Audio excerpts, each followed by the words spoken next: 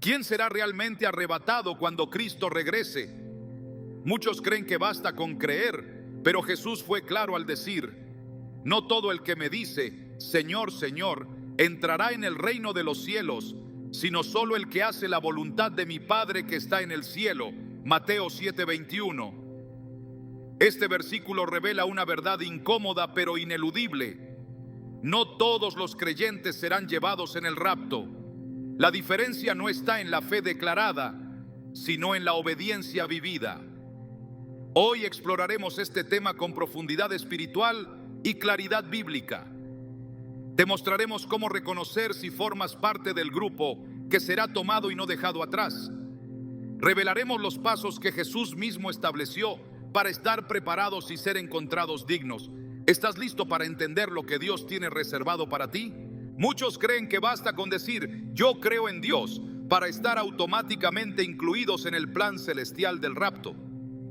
Pero ¿qué tal si te dijera que no todos los que asisten a una iglesia, oran por las noches o incluso leen la Biblia estarán entre los que serán llevados cuando suene la trompeta? Esta idea desconcierta, incomoda y desafía la noción popular de una salvación automática y generalizada. Jesús mismo, con una claridad que no deja espacio a malinterpretaciones, lo dijo así: no todo el que me dice, Señor, Señor, entrará en el reino de los cielos, sino solo el que hace la voluntad de mi Padre que está en el cielo. Mateo 7:21. Esta declaración es como una luz que expone las sombras del autoengaño religioso y nos obliga a preguntarnos con seriedad: ¿formo realmente parte del grupo que será arrebatado? La idea del rapto no es una invención moderna ni una teoría fantasiosa. Es una promesa bíblica anclada en la esperanza del regreso glorioso de Cristo. En 1 Tesalonicenses 4:16-17, el apóstol Pablo escribe: porque el Señor mismo descenderá del cielo con voz de mando, con voz de arcángel y con trompeta de Dios, y los muertos en Cristo resucitarán primero. Luego nosotros, los que vivimos y hayamos quedado, seremos arrebatados juntamente con ellos en las nubes para recibir al Señor en el aire. Esta escena describe un momento glorioso, sobrenatural, irreversible. Pero lo que muchos pasan por alto es que ese nosotros no se refiere a todos por igual, sino a un grupo muy específico, los que verdaderamente están en Cristo. Jesús habló también de esta separación en Mateo 24:40-41. Entonces estarán dos en el campo, uno será llevado y el otro será dejado. Dos mujeres estarán moliendo en un molino, una será llevada y la otra será dejada. Estas palabras no están dirigidas a incrédulos, sino a aquellos que aparentemente comparten la misma vida, los mismos entornos, las mismas actividades. Sin embargo, hay una distinción invisible, una línea espiritual que divide a los que serán llevados de los que quedarán. Y esa línea no se basa en cuánto sabemos de Dios, sino en cuánto vivimos conforme a su voluntad. A lo largo de los años he escuchado muchas veces la frase: con que creas, basta. ¿Pero es eso lo que enseña la palabra? En Santiago 2:19, el apóstol hace una declaración que sacude las bases del conformismo espiritual. Tú crees que hay un solo Dios, bien haces. También los demonios creen y tiemblan. La fe genuina no es solo un asentimiento mental, es una rendición completa del corazón, es obediencia, es transformación. Los demonios también creen, pero no obedecen. Esa es la diferencia. Una vez conocí a un hombre que servía activamente en su iglesia.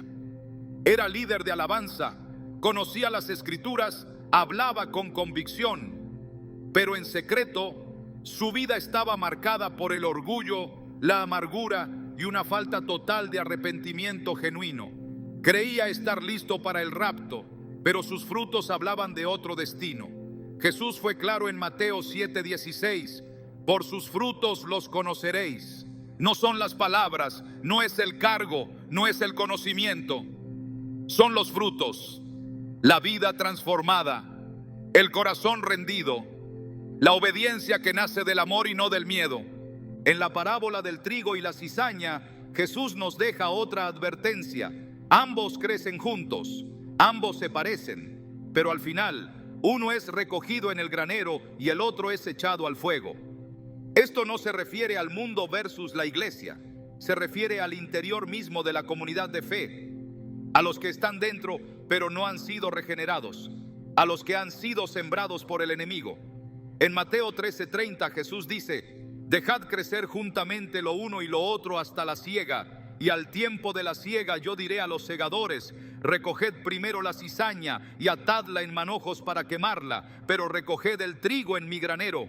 El rapto será la siega, el momento en que se revelará quién era trigo y quién era cizaña.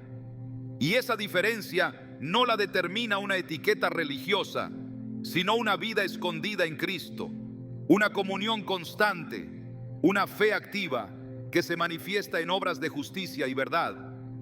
Muchos serán sorprendidos, muchos que pensaban estar listos no lo estarán, y muchos que eran ignorados o despreciados serán los que subirán con el Señor.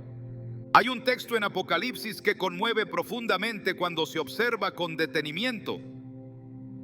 En el mensaje a la iglesia de la Odisea, Jesús dice: yo conozco tus obras, que ni eres frío ni caliente. Ojalá fueras frío o caliente, pero por cuanto eres tibio y no frío ni caliente, te vomitaré de mi boca. Apocalipsis 3:15-16. Este mensaje no fue dirigido al mundo incrédulo, sino a una iglesia, una comunidad creyente, activa, pero espiritualmente indiferente, tibia. Y Jesús no la tolera. No hay espacio para la mediocridad espiritual cuando se trata del rapto. El remanente que será llevado es ferviente, está encendido por el Espíritu, camina en santidad y tiene los ojos puestos en el cielo.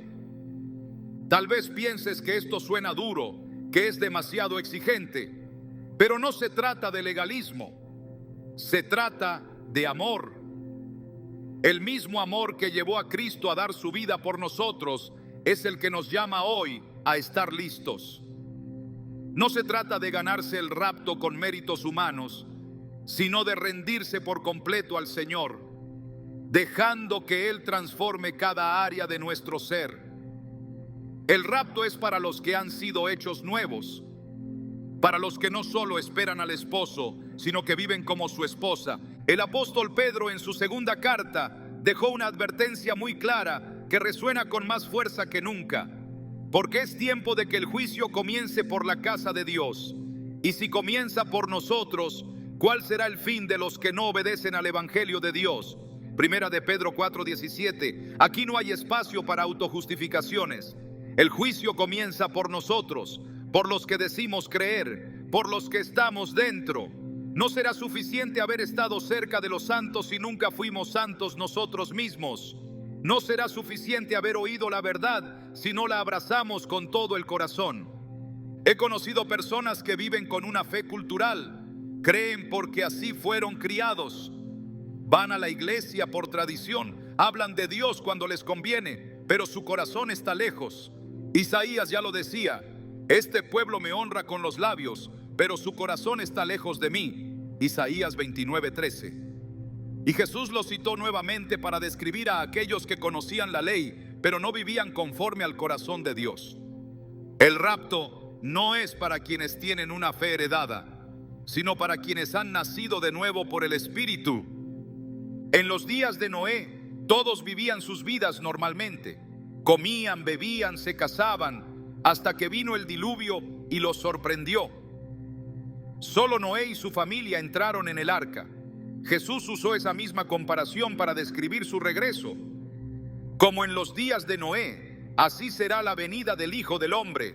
Mateo 24:37. El mundo seguirá su curso. Muchos estarán distraídos, otros estarán convencidos de que tienen tiempo. Pero el momento llegará, y solo los que han construido su arca espiritual en obediencia serán salvos. Esta arca hoy no se construye con madera, sino con consagración. No se edifica con martillos, sino con renuncia. Es una vida entera ofrecida a Dios día tras día. Es una fe que se demuestra en el secreto, no solo en la plataforma. El grupo que será llevado no se destaca por su fama, sino por su fidelidad. No son necesariamente los que más hablan, sino los que más obedecen. No son los que impresionan con palabras, sino los que conmueven a Dios con su corazón quebrantado. En Lucas 21:36, Jesús da una instrucción que es también una advertencia. Velad pues, en todo tiempo orando, que seáis tenidos por dignos de escapar de todas estas cosas que vendrán y de estar en pie delante del Hijo del Hombre. La dignidad para escapar no es automática. Es el resultado de una vida de vigilancia, oración y dependencia constante del Señor. El verdadero creyente no vive en confianza ciega, sino en dependencia diaria. Sabe que su fortaleza está en Cristo y que cada día necesita renovar su compromiso, revisar su corazón, alinearse con la voluntad divina. Muchos se burlarán de esta advertencia, así como se burlaron de Noé mientras construía el arca. Pero el día vendrá, la trompeta sonará, y entonces no habrá marcha atrás. El rapto no es un evento simbólico ni una fábula, es una promesa concreta. Y la pregunta que debe estremecer nuestro espíritu es esta: ¿estoy listo? ¿Mi vida refleja la de alguien que ama su venida? Este es el tiempo para examinar nuestras motivaciones, nuestras intenciones, nuestras prioridades. Es tiempo de apagar el ruido del mundo y encender la llama del altar en nuestro corazón. No se trata de entrar en pánico, sino de despertar. No se trata de vivir con miedo, sino con propósito. El rapto no será un accidente, será una cita. Y solo quienes han vivido esperándola serán parte de ella. Cristo viene y vendrá por una iglesia sin mancha, sin arruga, preparada como una novia lista para el encuentro. No vendrá por religión, sino por relación. No vendrá por fama, sino por fidelidad. No vendrá por los muchos que dicen conocerlo, sino por los pocos que lo obedecen de verdad. La puerta está abierta, pero no lo estará para siempre. Hoy es el día de volverse a Él con todo el corazón. Hoy es el día de romper con la tibieza, de dejar atrás la apariencia y abrazar la autenticidad espiritual. Hoy es el día de reconocer que no basta con decir yo creo, si esa creencia no nos lleva a una vida completamente rendida. Porque cuando Él venga, lo hará en un abrir y cerrar de ojos, y solo se irá con aquellos que estén verdaderamente listos. El silencio espiritual es muchas veces más revelador que el bullicio de las palabras. En cada generación, Dios ha buscado a quienes están despiertos, alertas, dispuestos a oír su voz más allá del ruido del mundo. Pero Jesús advirtió que cuando regrese, encontrará una iglesia dividida, no por doctrinas, sino por su estado de alerta. En Mateo 25, Él reveló una verdad que aún retumba en la conciencia de los verdaderos creyentes. Entonces el reino de los cielos será semejante a 10 vírgenes que, tomando sus lámparas, salieron a recibir al esposo. Todas eran vírgenes, todas tenían lámparas, todas esperaban al esposo, pero solo la mitad estaba preparada. El mensaje de esta parábola no está dirigido a incrédulos, sino a aquellos que profesan fe, que participan, que forman parte del pueblo visible de Dios. Sin embargo, en el momento crucial, la diferencia entre las prudentes y las insensatas quedó expuesta. No fue una diferencia de apariencia, sino de preparación. La luz de sus lámparas no dependía de su deseo, sino del aceite que habían cultivado en secreto. Y cuando el clamor de medianoche se oyó: aquí viene el esposo, salid a recibirle, solo las que habían velado con aceite suficiente pudieron entrar, las demás quedaron fuera. Este pasaje es una radiografía espiritual de la iglesia actual. Hay quienes asisten, oran, cantan, pero están dormidos espiritualmente. Su fe es superficial, su comunión es esporádica y su vigilancia es inexistente. Han confiado en el movimiento externo, pero descuidaron el fuego interno. El aceite representa esa intimidad invisible con el Espíritu Santo que no se puede improvisar cuando la puerta está por cerrarse. Lucas 12:35-36 lo expresa con claridad. Estén ceñidos vuestros lomos y vuestras lámparas encendidas, y vosotros sed semejantes a hombres que esperan a su Señor cuando regrese de las bodas, para que cuando llegue y llame, le abran enseguida. El estado de vigilancia no es una emoción, es una postura permanente del corazón. Es vivir con los sentidos espirituales activos, discerniendo los tiempos, rechazando la distracción, apartándose de la tibieza. La vigilancia no se limita a evitar el pecado, sino que incluye una atención activa a la voluntad de Dios. Es la actitud de quienes entienden que cada día puede ser el último antes de su venida, y por eso ordenan su vida con reverencia, obediencia y santidad. En 1 de Pedro 5:8 se nos exhorta: sed sobrios y velad, porque vuestro adversario el diablo, como león rugiente, anda alrededor buscando a quien devorar. Una iglesia dormida es terreno fértil para la confusión, la mundanalidad y la apatía espiritual.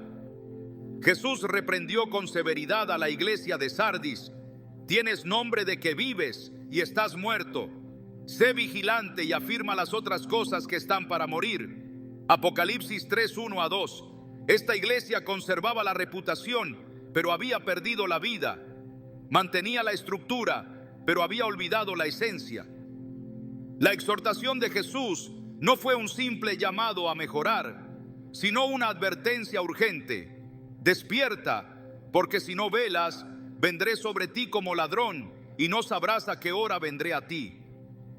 La vigilancia espiritual es, por tanto, una señal inequívoca del grupo que será arrebatado. En contraste, el sueño espiritual es una evidencia clara de quienes serán dejados atrás. Romanos 13:11 nos dice: conociendo el tiempo, que ya es hora de despertarnos del sueño, porque ahora está más cerca de nosotros nuestra salvación que cuando creímos. No se trata de una advertencia simbólica. El apóstol Pablo señala que hay creyentes dormidos, aunque crean que están despiertos. Y ese sueño no es otra cosa que la desconexión entre lo que profesan y lo que viven. La indiferencia ante la venida del Señor es una de las marcas más evidentes de una iglesia que ha perdido su sensibilidad. Cuando el deseo por su retorno se apaga, también se debilita la búsqueda de santidad, la urgencia por predicar, la pasión por orar. La vigilancia espiritual se alimenta del anhelo constante por estar listos.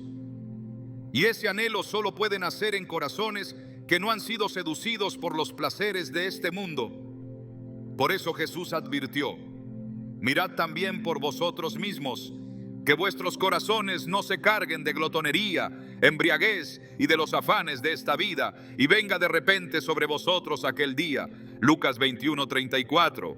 El peligro no siempre está en el pecado abierto, sino en la distracción tolerada. Es fácil dejar de velar cuando todo parece normal, pero el regreso de Cristo no será anunciado por las circunstancias, sino por el cumplimiento profético. En tiempos de calma aparente, se activará el evento más transformador de la historia. El rapto no avisará, no advertirá, simplemente ocurrirá, y solo los que estaban velando entrarán. Velar implica mantenerse alineado a la voluntad de Dios, no vivir conforme a impulsos emocionales, sino conforme al Espíritu. La vigilancia se manifiesta en una vida ordenada, en una adoración sincera, en una obediencia intencional. No es una espera pasiva, es una preparación activa. Jesús dijo: bienaventurados aquellos siervos a los cuales su Señor cuando venga los halle velando. Lucas 12:37. No serán bendecidos los que supieron la fecha, ni los que anticiparon señales visibles, sino los que fueron hallados vigilantes. La iglesia dormida es aquella que ha confundido actividad con espiritualidad. Asiste a eventos, organiza reuniones, pero ha perdido el discernimiento de los tiempos. Jesús reprendió a los fariseos por saber interpretar el cielo, pero no reconocer las señales del tiempo profético. Hoy ocurre lo mismo. Muchos analizan el clima político, social o económico, pero no están percibiendo que el novio está a las puertas. En 1 Tesalonicenses 5:6 se nos instruye: por tanto, no durmamos como los demás, sino velemos y seamos sobrios. En el Antiguo Testamento, el profeta Habacuc se colocó en su torre para vigilar. Él no se sentó a esperar respuestas, se posicionó con expectativa espiritual. Esa postura es clave para quienes desean ser parte del grupo arrebatado. Se requiere una atención profética, una disposición a obedecer incluso cuando no se entiende todo. Vigilancia no es pasividad, es firmeza. No es espera sin propósito, es expectativa con propósito. Jesús advirtió que antes de su venida muchos se enfriarían, se cansarían de esperar y empezarían a comportarse como si el Señor tardara. En Mateo 24, 48 a 51 describe al siervo que al decir en su corazón que el Señor tarda, comenzó a golpear a sus consiervos y a entregarse al desenfreno. Esta actitud es símbolo de una iglesia que perdió el temor reverente, que ya no considera inminente la aparición del Rey. Y la consecuencia fue clara: vendrá el Señor de aquel siervo en día que éste no espera y a la hora que no sabe. La vigilancia espiritual también implica limpieza interna. No basta con mirar al cielo si el corazón está contaminado. Velar también es escudriñar el alma, eliminar lo que estorba, renunciar a lo que enfría. La falta de vigilancia es lo que llevó a Sansón a perder su fuerza. Pensó que aún el Señor estaba con él, pero no se había dado cuenta de que su presencia ya se había ido. El sueño espiritual anestesia el discernimiento, y cuando uno despierta, ya puede ser tarde. El llamado de Cristo no es a mirar con miedo, sino a vivir preparados. Estar despiertos no significa vivir con paranoia, sino con propósito. Quien vela no tiene temor, tiene convicción. Y esa convicción lo lleva a vivir cada día como si fuera el último. Porque sabe que la espera no es eterna y el reloj del cielo no se detiene. Jesús enfatizó que vendría como ladrón en la noche, y esa metáfora no tiene nada que ver con destrucción, sino con sorpresa. El ladrón llega cuando nadie lo espera. De igual manera será el rapto, sorpresivo para muchos, pero no para los que están en vela. En Apocalipsis 16:15 se repite esta imagen con claridad. He aquí, yo vengo como ladrón. Bienaventurado el que vela y guarda sus ropas, para que no ande desnudo y vean su vergüenza. Las ropas representan la justicia, la pureza, la preparación. No basta con creer, hay que velar y guardar lo que se ha recibido. La historia de Israel en el desierto también revela este principio. Aquellos que no velaban caían en idolatría, en murmuración, en apatía. Pero quienes mantenían su mirada en la nube y la columna de fuego, seguían avanzando. El cansancio espiritual, la familiaridad con la gracia, la rutina religiosa, todo eso adormece. Por eso la vigilancia debe ser un fuego constante que se alimenta con oración, con ayuno, con palabra, con obediencia. El Espíritu Santo no desciende sobre quienes están dormidos, sino sobre quienes están atentos. En el día de Pentecostés todos estaban unánimes, orando, esperando. Esa vigilancia espiritual provocó una visitación sobrenatural. Lo mismo ocurre hoy. Los que viven velando provocan el mover de Dios en sus vidas. Los que duermen lo ignoran, lo posponen, lo sustituyen por emociones o por estructuras vacías. El rapto no será un llamado general. Será un llamado para quienes estén listos. Será la culminación de una vida vigilante. Será el cumplimiento de una promesa hecha a un pueblo preparado. No todos serán llevados, solo aquellos que hayan permanecido atentos, limpios, encendidos. Las lámparas sin aceite no se encenderán por emoción, ni por conocimiento, ni por religiosidad. Solo el aceite del Espíritu puede mantener viva la llama. Esta es la hora de despertar. Esta es la hora de velar. Esta es la hora de revisar el estado de nuestras lámparas y asegurarnos de que el aceite no falte. Porque cuando se oiga el clamor a medianoche, no habrá tiempo para comprar ni para prepararse apresuradamente. El que esté listo entrará, el que no quedará afuera. Dios no actúa sin propósito, y cuando prepara a alguien para una obra especial, esa preparación no ocurre en el bullicio de lo visible, sino en el silencio de lo profundo. A lo largo de las Escrituras se repite un patrón ineludible. Antes de que Dios llame públicamente, primero forma en lo secreto. Así también ocurre con aquellos que serán parte del rapto. No son los más aplaudidos, sino los más transformados. No son los que buscan reconocimiento, sino los que han sido separados en espíritu, purificados en carácter y guiados por la mano invisible del Señor en una dirección contraria a la corriente del mundo. Las señales de esa preparación no siempre son evidentes, pero son reales. Están marcadas por procesos que para el ojo humano pueden parecer confusos, dolorosos o incluso contradictorios.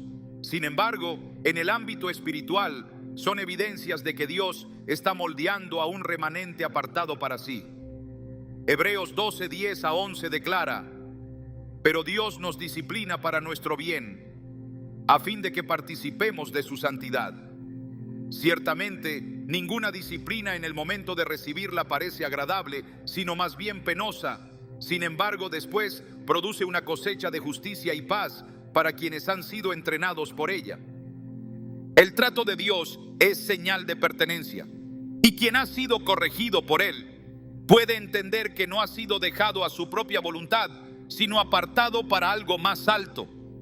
Una de las señales más claras de que Dios está preparando a alguien para el rapto es la incomodidad con la vida superficial. El alma comienza a rechazar lo que antes toleraba. Las conversaciones huecas ya no satisfacen, los ambientes sin presencia ya no llenan, y las prácticas religiosas vacías comienzan a causar una carga en el espíritu.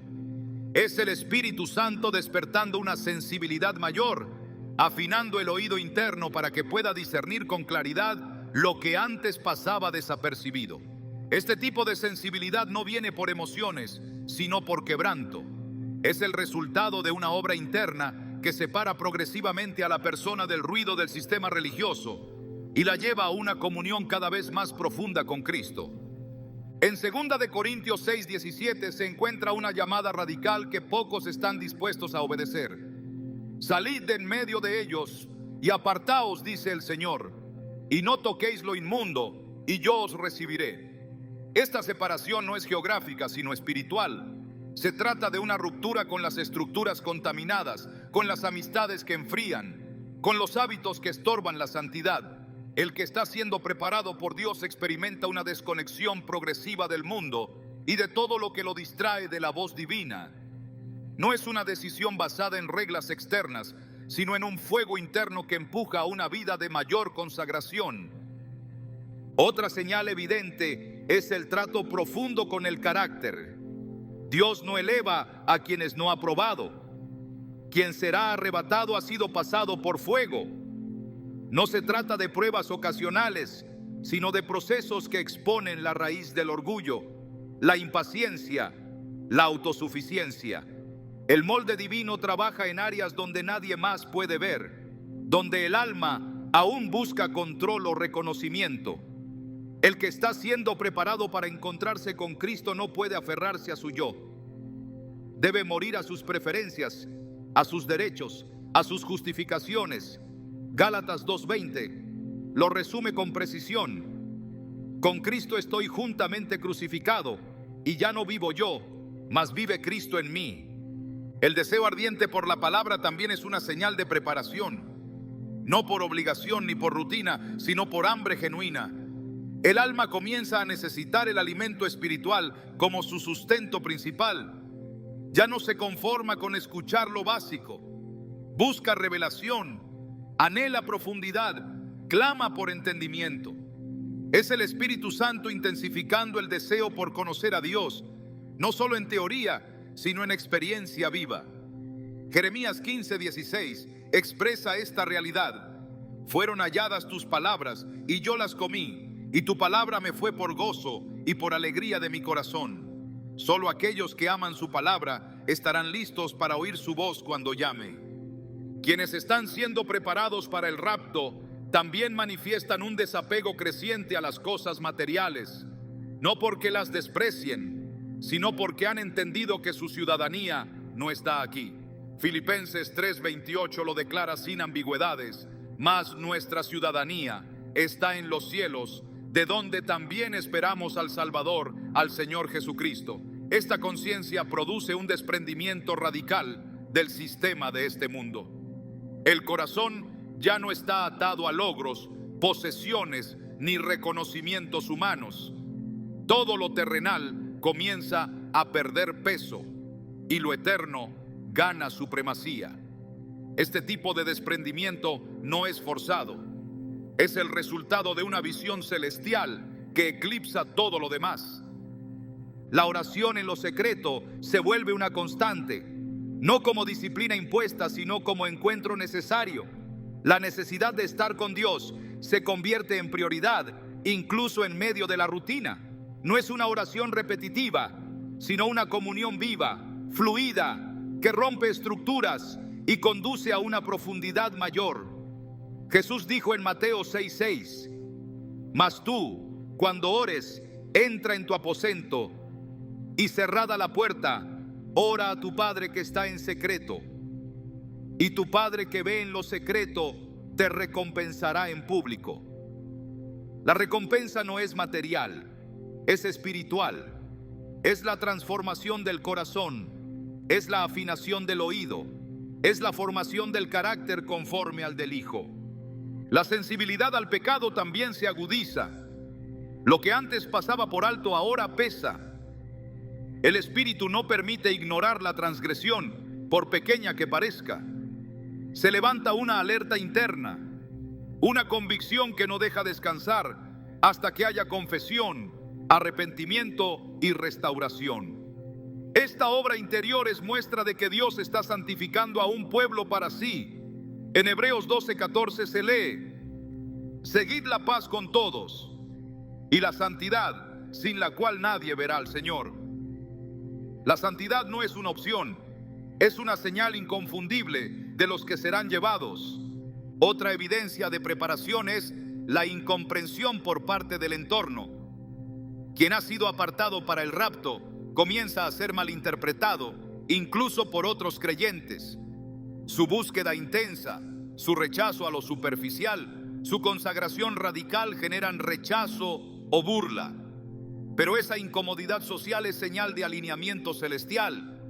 Juan 15:19 lo confirma: si fuerais del mundo, el mundo amaría lo suyo, pero porque no sois del mundo, antes yo os elegí del mundo, por eso el mundo os aborrece. El que ha sido elegido para ser llevado no será entendido por quienes aman el sistema. Dios no prepara a multitudes para este evento, prepara a un remanente, y ese remanente lleva una marca invisible, la del Espíritu. No es carisma, es fruto, no es fama, es obediencia, no es conocimiento teológico, es quebrantamiento real. Romanos 8:14 establece un principio firme: porque todos los que son guiados por el Espíritu de Dios, estos son hijos de Dios. Ser guiado implica ceder el control, someter la agenda, renunciar al propio entendimiento. El que se deja guiar no exige explicaciones, obedece por fe. Esa es una de las marcas más profundas de los que están siendo preparados. Han entregado el timón y caminan por el Espíritu.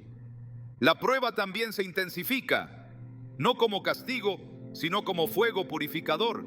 Dios permite sacudidas, crisis, rompimientos, pero no para destruir, sino para revelar lo que permanece. 1 Pedro 1:6-7 dice: en lo cual vosotros os alegráis, aunque ahora por un poco de tiempo, si es necesario, tengáis que ser afligidos en diversas pruebas, para que sometida a prueba vuestra fe, mucho más preciosa que el oro, sea hallada en alabanza, gloria y honra cuando sea manifestado Jesucristo. La fe que ha sido pasada por fuego es la que resiste el día de la prueba final. Las voces del cielo se hacen más claras, no en forma de espectáculos, sino como convicciones firmes que guían decisiones, corrigen motivaciones y direccionan pasos. La guía de Dios se vuelve precisa y el corazón responde con prontitud. Isaías 30:21 lo dice así: entonces tus oídos oirán a tus espaldas palabra que diga, este es el camino, andad por él. Esa sensibilidad no se obtiene por casualidad, es el fruto de una relación cultivada, regada con oración y vigilada con temor reverente. Quien está siendo preparado también desarrolla un profundo sentido de urgencia. No vive como quien tiene tiempo ilimitado, sino como quien sabe que el reloj del cielo avanza. Esa urgencia no genera ansiedad, sino propósito. Conduce a una vida alineada, a decisiones intencionales, a una pureza que no negocia con el pecado. Efesios 5:15-16 lo ordena con firmeza. Mirad pues, con diligencia cómo andéis, no como necios, sino como sabios, aprovechando bien el tiempo, porque los días son malos. Estas señales no son visibles para todos. Solo aquellos que viven en el Espíritu pueden discernirlas y reconocerlas. Son huellas que Dios va dejando en el alma de quienes han sido elegidos para encontrarse con Él en las nubes. No son emociones pasajeras, son transformaciones profundas. No son reacciones humanas, son evidencias celestiales. El rapto será una separación espiritual definitiva. El trigo será recogido, la cizaña quedará atrás. Y esa separación ya ha comenzado en el corazón de aquellos que están siendo purificados, apartados y sellados por el Espíritu. No se trata de perfección humana, sino de disposición total. No se trata de una vida sin fallas, sino de una vida completamente entregada a la voluntad del Padre. Quien hoy percibe estas señales no debe ignorarlas. Es Dios hablando, es el cielo preparando, es el Espíritu marcando. La preparación no es para después, es ahora. Porque cuando el esposo venga, será demasiado tarde para buscar aceite. Solo lo tendrán aquellos que lo han cultivado con constancia, obediencia y temor santo. Seguir a Cristo no es una decisión emocional ni un acto simbólico. Es un llamado absoluto a morir. Morir al yo, al pecado, al sistema, al aplauso. Morir a todo aquello que se oponga a la voluntad del Padre. Jesús nunca suavizó este llamado. Lo dejó expuesto con una claridad que corta el alma y sacude las ilusiones. Si alguno quiere venir en pos de mí, niéguese a sí mismo, tome su cruz cada día y sígame. Lucas 9:23. No dijo que sería fácil. No dijo que bastaba con confesar. No prometió comodidad. Prometió una cruz. Y quienes estarán en el rapto no serán los que levantaron la mano en una reunión, sino los que levantaron su cruz a diario sin retroceder. La cruz no es un símbolo decorativo, es una sentencia de muerte. Quien toma su cruz ha renunciado a gobernarse a sí mismo, ha entregado el control, ha elegido el camino estrecho que pocos desean recorrer. Jesús también dijo: el que no toma su cruz y sigue en pos de mí, no es digno de mí. Mateo 10:38. Esa dignidad no es una distinción religiosa, es una consecuencia de una entrega sin reservas. Nadie será arrebatado si no ha vivido como propiedad absoluta de Cristo. No hay rapto sin rendición. No hay encuentro glorioso sin camino de obediencia. Muchos desean el cielo, pero no quieren el proceso. Quieren la gloria, pero rechazan el sacrificio. Anhelan ser llevados, pero no están dispuestos a ser despojados. Pero Dios no compartirá la eternidad con quienes se niegan a compartir su santidad. Hebreos 12:14 lo deja claro: seguid la paz con todos y la santidad, sin la cual nadie verá al Señor. La santidad no es un ideal inalcanzable, es un mandato ineludible.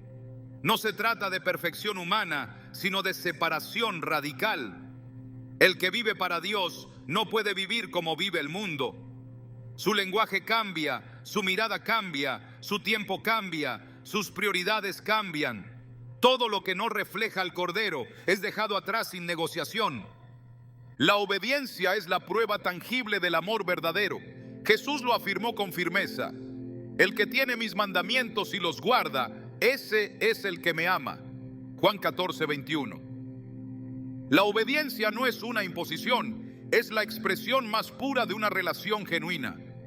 El que ama, obedece sin cuestionar. El que ha sido transformado por el Espíritu ya no busca justificar su pecado, sino ser purificado de él. No se acomoda a la cultura, se alinea a la palabra. No se justifica con su debilidad, se refugia en la gracia que transforma. La obediencia es el idioma del cielo y solo lo hablarán quienes entren en sus puertas. La generación que será llevada es una generación rendida, una iglesia sin doblez, un pueblo que no negocia sus convicciones por aceptación humana, una comunidad que ha preferido la fidelidad al favor. No buscan entretener, buscan agradar. No viven para ser vistos, viven para ser hallados fieles. En un tiempo donde muchos han diluido el mensaje para hacerlo aceptable, ellos lo viven con todo su peso. No lo rebajan, no lo ajustan, no lo moldean, lo abrazan como está escrito.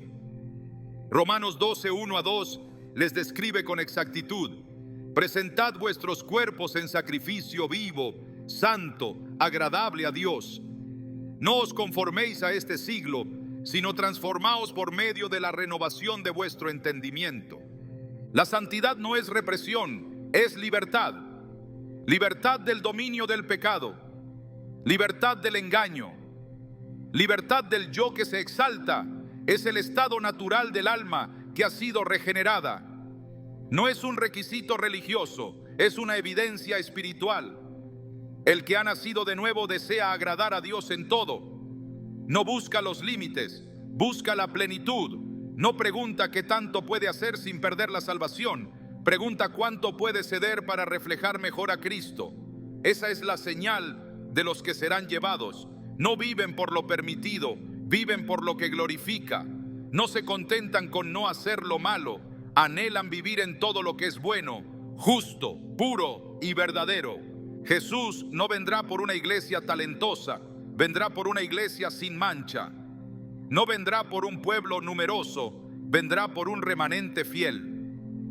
Efesios 5:27 describe esa realidad sin ambigüedades, a fin de presentarse a sí mismo una iglesia gloriosa, que no tuviese mancha, ni arruga, ni cosa semejante, sino que fuese santa y sin mancha.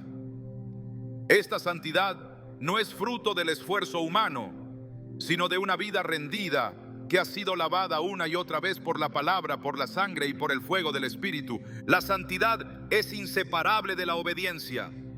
No puede haber santidad donde hay rebeldía. No puede haber preparación para el rapto donde hay resistencia al señorío de Cristo. El que no ha hecho de Jesús su Señor no lo verá como Salvador en las nubes. Muchos quieren a Jesús como protector, como proveedor, como libertador, pero no todos lo aceptan como Rey. Sin embargo, solo a los que se han sometido a su autoridad les será dado el privilegio de compartir su gloria. Filipenses 2:12 refuerza esta verdad: ocupaos en vuestra salvación con temor y temblor.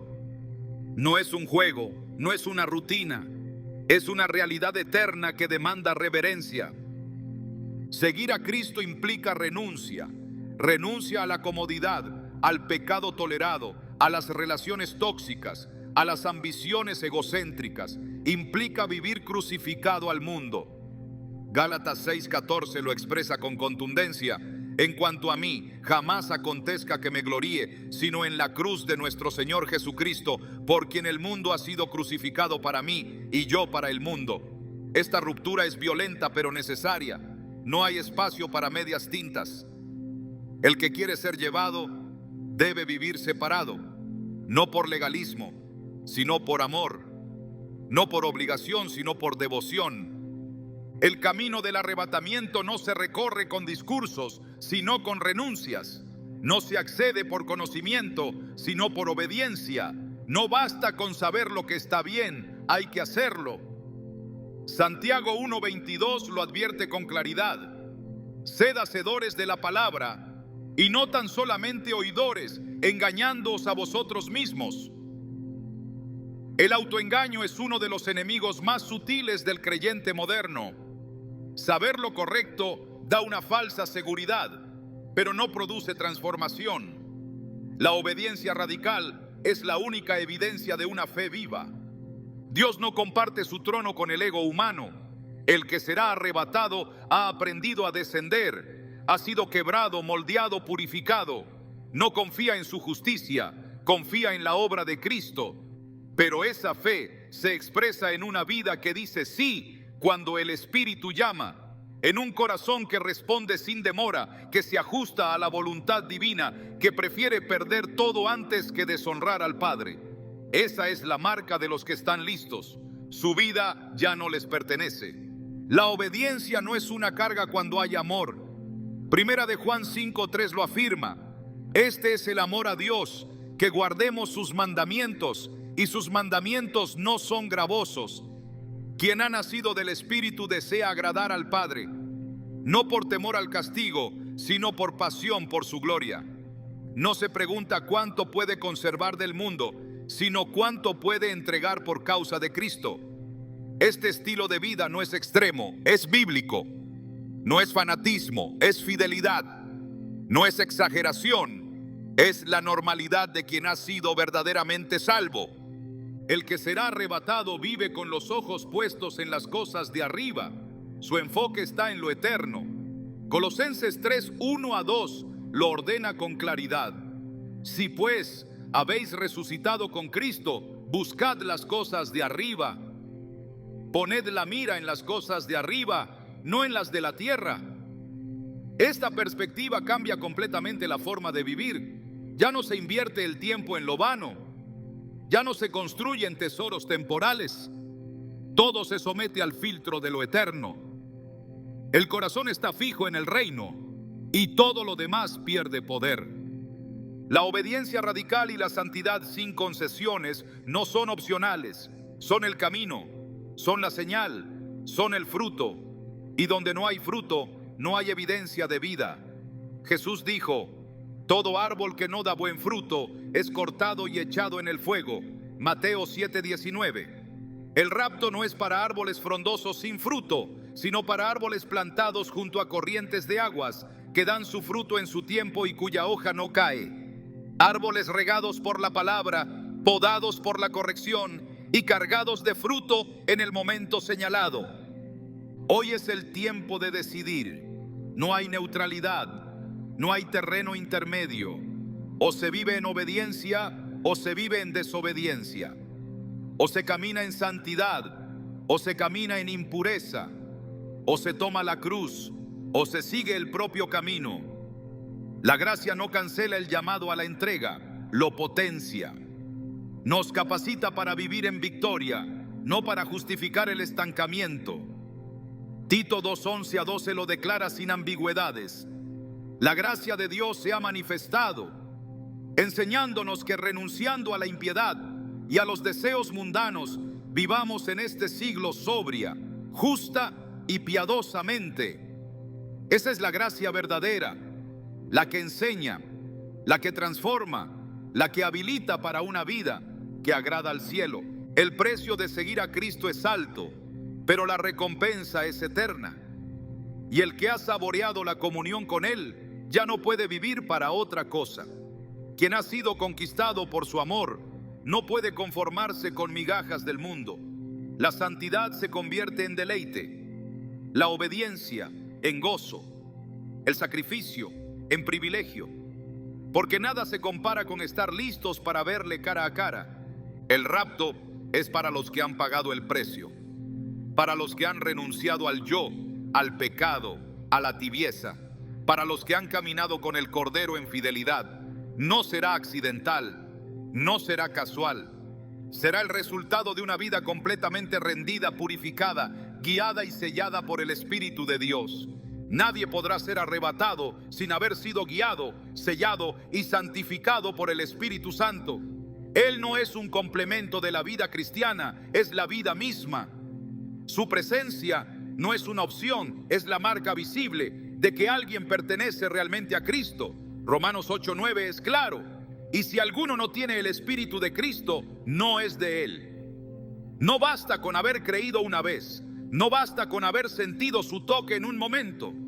Es necesario caminar en el Espíritu, vivir bajo su dirección, responder a su voz con obediencia continua, porque cuando suene la trompeta, solo aquellos que han aprendido a reconocer su mover podrán responder al llamado. El Espíritu Santo es quien despierta el anhelo por el regreso de Cristo. No se puede desear lo eterno sin su obra profunda. Él es quien revela la gloria del esposo al alma. Es quien aviva el fuego de la espera, quien alimenta el deseo por la santidad, quien produce la urgencia de estar preparados. Sin Él, la vida cristiana se vuelve costumbre, el mensaje se vuelve teoría y la esperanza se desvanece. Pero donde el Espíritu habita, hay fuego, hay luz, hay discernimiento. Juan 16:13 declara: pero cuando venga el Espíritu de verdad, Él os guiará a toda la verdad. Esa guía no es general, es personal. Conduce paso a paso, día tras día, hacia una vida que agrada al Padre. Los que serán arrebatados han cultivado una relación constante con el Espíritu. No viven por emociones pasajeras, sino por la dirección que nace de la intimidad. Han aprendido a depender de su consejo, a sujetarse a su corrección, a avanzar según su ritmo. Isaías 30:21 lo confirma. Tus oídos oirán a tus espaldas palabra que diga: este es el camino, andad por él. Esa voz solo la escucha quien ha entrenado su oído espiritual, no por repetición, sino por comunión, no por experiencia religiosa, sino por entrega absoluta. El Espíritu Santo no habita en templos hechos por manos humanas, sino en corazones rendidos. Primera de Corintios 6:19 lo recuerda. ¿O ignoráis que vuestro cuerpo es templo del Espíritu Santo, el cual está en vosotros y que no sois vuestros? Esta verdad no es simbólica, es literal. El cuerpo del creyente ya no le pertenece. Sus decisiones, su tiempo, sus pensamientos, todo debe estar bajo la dirección del Espíritu. Esa sumisión no es esclavitud, es libertad. Donde Él gobierna, hay paz. Donde Él instruye, hay fruto. Y solo aquellos que han vivido bajo su señorío estarán listos cuando el esposo venga a buscar a los suyos. Sin el Espíritu, nadie puede vencer al pecado. No hay voluntad humana suficiente, no hay fuerza de carácter que resista la tentación. Pero donde el Espíritu está, hay poder para crucificar la carne, hay autoridad para resistir, hay fortaleza para vivir en santidad. Gálatas 5:16 establece un principio inquebrantable: andad en el Espíritu y no satisfagáis los deseos de la carne. No se puede andar en la carne y esperar ser hallado digno. No se puede caminar en desobediencia y pretender estar listo. El Espíritu no es solo un consolador, es quien forma a Cristo en nosotros. Su obra no es superficial, es radical, moldea, purifica, separa, transforma, y ese proceso no es negociable. Es la evidencia de que el alma está siendo preparada para ser levantada en gloria. El rapto no será un evento sorpresivo para quienes viven en el Espíritu. Para ellos será la culminación de una relación que ya estaba viva. Será el encuentro esperado, el abrazo largamente anhelado. Primera de Tesalonicenses 5:4-6 declara: mas vosotros, hermanos, no estáis en tinieblas para que aquel día os sorprenda como ladrón. No durmamos como los demás, sino velemos y seamos sobrios. Esta sobriedad solo se sostiene por el Espíritu. No es fruto de disciplina humana, es resultado de una vida sostenida por su gracia, alimentada por su palabra y guiada por su voz. El Espíritu Santo es quien produce el carácter del Cordero en los que serán arrebatados. No busca talentos, busca fruto. No escoge por dones, sino por obediencia. El fruto del Espíritu en Gálatas 5:22-23 no es opcional. Es indispensable. Amor, gozo, paz, paciencia, benignidad, bondad, fe, mansedumbre, dominio propio. Estas no son cualidades admirables, son señales ineludibles. Donde no hay fruto, no hay evidencia de vida. Donde no hay transformación, no hay preparación. Y donde el Espíritu verdaderamente habita, el fruto se manifiesta con poder. Nadie podrá improvisar comunión con el Espíritu en el último minuto. La parábola de las 10 vírgenes lo deja claro. No fue falta de lámparas lo que dejó afuera a las insensatas, fue la ausencia de aceite. Ese aceite es símbolo de la presencia activa del Espíritu. No se consigue a prisa, no se compra con emociones, se cultiva en lo secreto, en lo diario, en lo profundo. Y cuando el clamor se escuche, solo quienes ya lo tenían podrán levantarse y entrar. El Espíritu Santo no será ignorado por los que serán llevados. Ha sido su guía, su maestro, su consuelo. Han aprendido a depender de Él más que de su lógica. Han seguido su dirección, aunque no siempre la entendieron. Han obedecido su voz, aunque eso implicara renuncias. Han caminado con Él hasta el punto de no poder vivir sin su presencia. Y por eso, cuando suene la trompeta, reconocerán el llamado, no como una sorpresa, sino como una respuesta, no como una interrupción, sino como el cumplimiento de una promesa. Uno de los peligros más grandes en este tiempo final no es el rechazo frontal de la verdad, sino la falsa seguridad de quienes creen estar en el camino correcto mientras caminan hacia la perdición. Jesús lo advirtió con palabras que perforan cualquier autoconfianza superficial. Muchos me dirán en aquel día: Señor, Señor, y entonces les declararé: nunca os conocí, apartaos de mí, hacedores de maldad. Mateo 7:22-23. Lo más alarmante de esta declaración es que se refiere a personas que estaban convencidas de pertenecerle.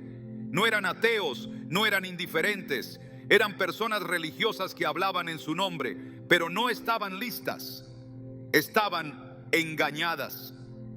El autoengaño es una sombra que se extiende sobre quienes confunden actividad con santidad, conocimiento con obediencia, emociones con comunión verdadera.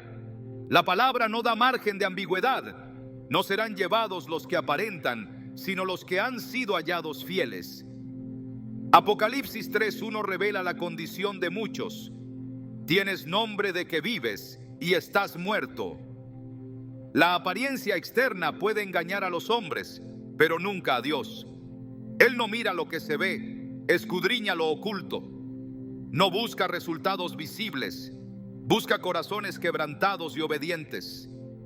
El arrepentimiento genuino no es una emoción momentánea, es una transformación radical. No se trata de sentir culpa, sino de cambiar de rumbo. Es una rendición que se manifiesta en frutos visibles, en una vida donde el pecado no se justifica, sino que se abandona. Hechos 3:19 proclama con urgencia: arrepentíos y convertíos para que sean borrados vuestros pecados, para que vengan de la presencia del Señor tiempos de refrigerio. No hay refrigerio sin conversión, no hay borrón sin decisión, no hay rapto sin una vida alineada a la cruz. El llamado al arrepentimiento no es solo para el mundo, es para la iglesia, porque hay quienes se sientan en bancos sagrados, pero viven con el corazón lejos del altar. Hay quienes predican, cantan, sirven, pero han endurecido su alma. Por eso Jesús dijo: acuérdate pues de dónde has caído y arrepiéntete. Apocalipsis 2:5. El que cree que no necesita arrepentirse ya está engañado. La santidad no es un punto de llegada, es una dirección continua. Y la vigilancia espiritual nace de un corazón que no quiere ser hallado en falta. Un corazón que no se duerme en la rutina, sino que permanece despierto a la voz del Espíritu. La vigilancia es la postura de quienes saben que la gracia no cancela la responsabilidad. Jesús no dijo que vendría por quienes una vez creyeron, sino por quienes están preparados. Mateo 24:44 lo declara con solemnidad. Por tanto, también vosotros estad preparados, porque el Hijo del Hombre vendrá a la hora que no pensáis. Prepararse no es acumular conocimiento profético, es vivir en obediencia diaria. Es mantener la lámpara encendida, el corazón limpio, el espíritu despierto. Es rechazar la tibieza, la pereza, la distracción. Porque el enemigo sabe que no puede arrebatar a los que están en Cristo, pero sí puede adormecerlos, desenfocarlos, distraerlos. El llamado urgente de este tiempo no es a más emoción, es a más vigilancia. No es a multiplicar actividades, es a examinar el corazón. Segunda a los Corintios 13:5 lanza un reto ineludible. Examinaos a vosotros mismos si estáis en la fe. Probaos a vosotros mismos. El verdadero creyente no teme este examen, lo desea, porque sabe que más importante que el reconocimiento externo es la aprobación del cielo. No quiere ser contado entre los muchos que serán sorprendidos, sino entre los pocos que serán llevados. Estar listo no significa estar perfecto, sino estar rendido. Es vivir con una conciencia limpia, con una fe activa, con una esperanza viva. Es caminar cada día como si fuera el último, no con temor, sino con anhelo. Es vivir con la maleta hecha, con la ropa sin mancha, con los ojos puestos en las nubes, porque en cualquier momento puede escucharse el clamor y solo los que estén despiertos lo oirán. La diferencia entre los que serán arrebatados y los que quedarán no será visible para todos, pero será absoluta para Dios. Él no se deja impresionar por apariencia.